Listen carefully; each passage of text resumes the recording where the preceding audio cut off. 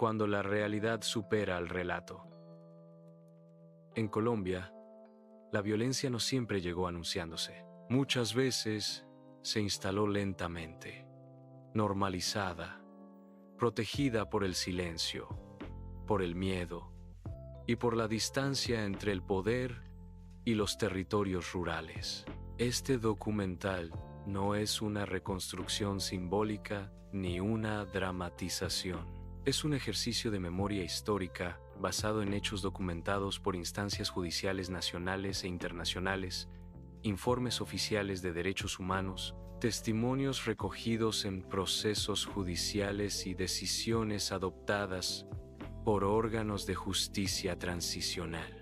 Lo que ocurrió en el corregimiento de El Aro, municipio de Ituango, departamento de Antioquia, entre octubre y noviembre de 1997, constituye uno de los episodios más graves del conflicto armado colombiano, no solo por la violencia ejercida contra la población civil, sino por las omisiones, tolerancias y fallas institucionales que permitieron que los hechos se prolongaran durante varios días sin una respuesta efectiva de protección. Este relato se construye desde el respeto absoluto por las víctimas, evitando cualquier forma de espectáculo y utilizando un lenguaje preciso, responsable y conforme a la verdad judicial establecida hasta hoy. Capítulo: Y El Aro antes de la violencia.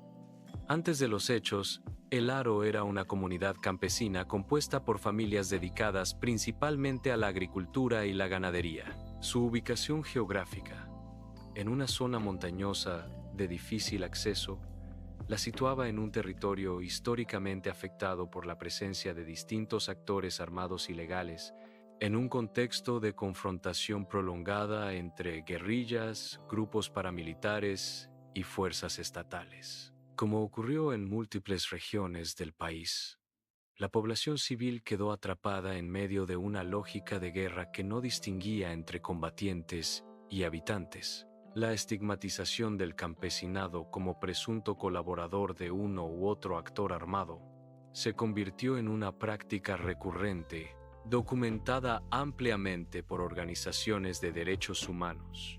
La ausencia estructural del Estado, sumada a la precariedad institucional en zonas rurales, generó un escenario de alta vulnerabilidad para la comunidad que carecía de mecanismos reales de protección frente a posibles incursiones armadas. Capítulo I: La incursión paramilitar.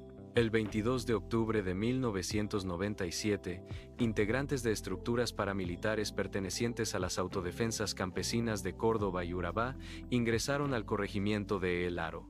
Esta incursión no fue un enfrentamiento armado ni una operación militar convencional. De acuerdo con sentencias judiciales y testimonios recogidos posteriormente, se trató de una ocupación prolongada del territorio. Durante varios días, los hombres armados ejercieron control total sobre la población. Se realizaron interrogatorios, se señalaron personas como presuntos colaboradores de grupos guerrilleros, sin que existieran pruebas judiciales que sustentaran dichas acusaciones. Al menos 15 civiles fueron asesinados, según cifras reconocidas por instancias judiciales, aunque organizaciones de derechos humanos advierten que el número real podría ser mayor. Las ejecuciones se realizaron en condiciones de extrema crueldad. Las víctimas fueron sometidas a tratos inhumanos y degradantes, lo cual ha sido documentado como una violación grave al derecho internacional humanitario. Capítulo III: La destrucción del territorio.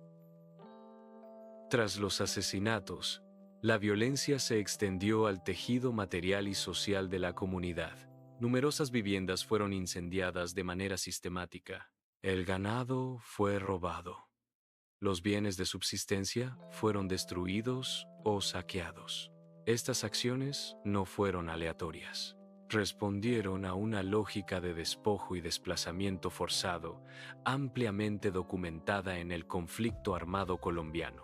Como consecuencia directa, más de 1.000 personas se vieron obligadas a abandonar el corregimiento. El desplazamiento forzado fue reconocido posteriormente como una violación masiva de derechos humanos, con impactos profundos y duraderos en la vida de las víctimas. El Aro quedó prácticamente deshabitado. El terror cumplió su objetivo. Capítulo 4. Responsabilidad del Estado según el derecho internacional. Uno de los aspectos más relevantes del caso El Aro es el análisis de la responsabilidad estatal. En sentencia de la Corte Interamericana de Derechos Humanos, se estableció que el Estado colombiano incurrió en responsabilidad internacional no por haber ejecutado directamente la masacre, sino por omisión, falta de prevención y falta de protección efectiva de la población civil, pese a existir información previa sobre el riesgo que enfrentaba la comunidad. La Corte determinó que las autoridades no adoptaron las medidas necesarias para evitar los hechos ni actuaron con la diligencia debida durante su desarrollo. Estas conclusiones se basan en pruebas documentales, testimoniales y periciales, evaluadas en un proceso judicial internacional. Es importante señalar que estas afirmaciones no constituyen opiniones, sino decisiones judiciales en firme dentro del Sistema Interamericano de Derechos Humanos. Capítulo V. Las denuncias y sus consecuencias. El abogado Jesús María Valle Jaramillo denunció públicamente los hechos ocurridos en El Aro y alertó sobre posibles vínculos entre estructuras paramilitares y agentes estatales en la región. Sus denuncias constan en registros públicos y declaraciones previas a su asesinato, ocurrido en Medellín en 1998. Aunque su homicidio ha sido objeto de investigaciones judiciales, para muchas organizaciones sociales, su muerte representa el riesgo histórico que han enfrentado quienes han intentado esclarecer violaciones graves a los derechos humanos en Colombia. Este patrón de silenciamiento ha sido reconocido por múltiples organismos internacionales. Capítulo B. Justicia, memoria y deuda. Años después de los hechos, el Estado colombiano fue condenado por la Corte Interamericana de Derechos Humanos, que ordenó medidas de reparación integral a las víctimas, actos de reconocimiento de responsabilidad y garantías de no repetición. Asimismo, la Jurisdicción Especial para la Paz reconoció a la comunidad de El Aro como víctima colectiva, permitiendo su participación en procesos de verdad y esclarecimiento. Sin embargo, para muchas víctimas, la justicia ha sido tardía e incompleta. El daño sufrido no se limita a la pérdida material o humana, sino a la ruptura del proyecto de vida, al trauma colectivo y al desarraigo forzado. Lo ocurrido en El Aro no es una versión, no es una interpretación, no es una hipótesis narrativa.